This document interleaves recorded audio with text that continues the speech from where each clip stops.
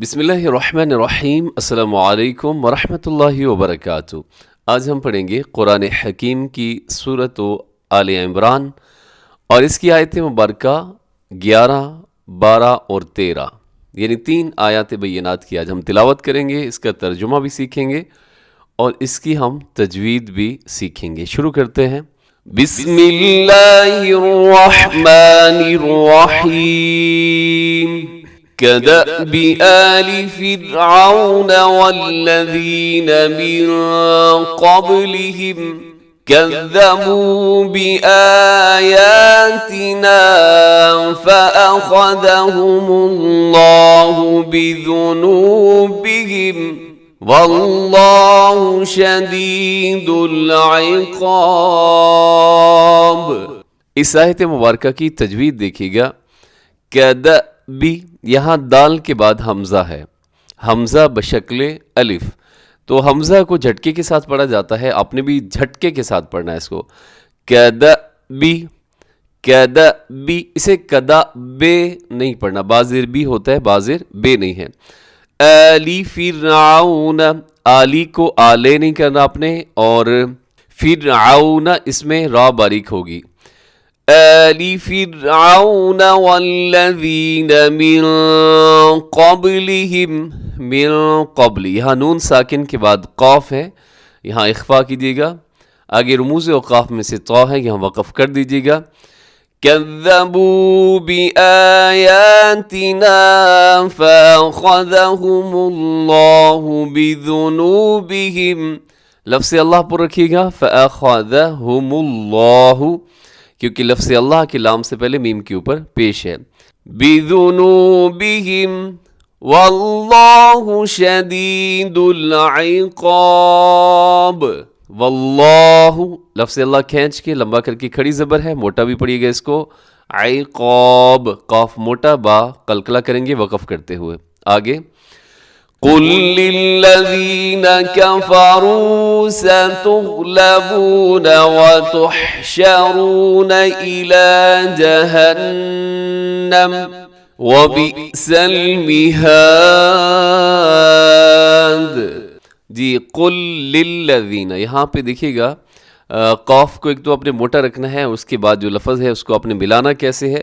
قُل لِّلَّذِينَ، قُل لِّلَّذِينَ۔ آگے کفروا، اس میں واو مدہ ہے، لمبا کیجیے گا۔ ستغلبون وتحشرون إلى جہنم، یہاں جہنم میں نون کے اوپر تشدید ہے، غنہ کیجیے گا، یہاں وقف کر سکتے ہیں، رموز اوقاف میں سے یہاں پہ طا ہے۔ وبئس المہاد، آخر میں دال قلقلہ کیجیے گا۔ اس کے بعد آیت نمبر 13 دیکھیے گا، اسے آپ نے کیسے پڑھنا ہے۔ قد كان لكم آية في فئتين التقتا فئة تقاتل في سبيل الله وأخرى كافرة يرونهم مثليهم رأي العين۔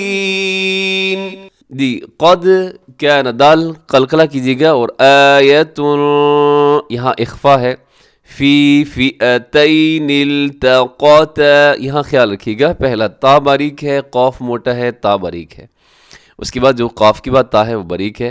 تقاتا، تقاتا، اس میں کیا ہوتا ہے؟ اندیشہ یہ ہوتا ہے کہ آپ نے ساتھ جو تا ہے وہ بھی ایک نہ ایک تا جو ہے وہ بھی ساتھ موٹا ہونے کا اندیشہ ہوتا ہے۔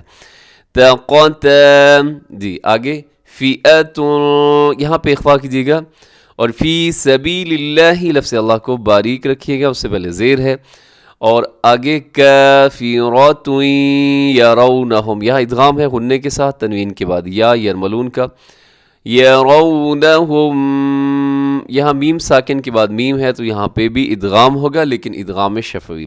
رأی العین، رأی ایسے جھٹکے کے ساتھ آپ نے اس کو پڑھنا ہے۔ عینی لکھا ہوا ہے لیکن وقف کریں گے تو عین ایسے۔ آگے دیکھیے گا، واللہ یؤید بنصرہ من یشاء، یؤید، یہاں بھی حمزہ ہے، اس کا خیال رکھیے گا، اسے یعیدو نہیں پڑھنا آپ نے، یعیدو. اور یہاں جو مد ہے من یشاء، یہ مد متصل ہے، 4 سیکنڈ تک لمبا کیجیے گا. آگے ان فی ذلک لعبرۃ لأولی الابصار. لعبرۃ لی، یہاں تنوین کے بعد لام ہے، تو کیا کریں گے یہاں پہ ادغام کریں گے، اور یہ ادغام ہوگا، اسے کیا کہا جاتا ہے، ادغام بلا غنہ. یہاں نون کی آواز کو بالکل ختم کر دیں گے. اب ان 3 آیات بینات کو آپ سنیے گا اور اس کے بعد ہم اس کا ترجمہ پڑھیں گے. كدأب آل فرعون والذين من قبلهم كذبوا بآياتنا فأخذهم الله بذنوبهم والله شديد العقاب. قل للذين كفروا ستغلبون وتحشرون إلى جهنم وبئس المهاد. قد كان لكم آية في فئتين التقتا فئة تقاتل في سبيل الله وأخرى كافرة يرونهم مثليهم رأي العين والله يؤيد بنصره من يشاء إن في ذلك لعبرة لأولي الأبصار. صدق اللہ العظیم.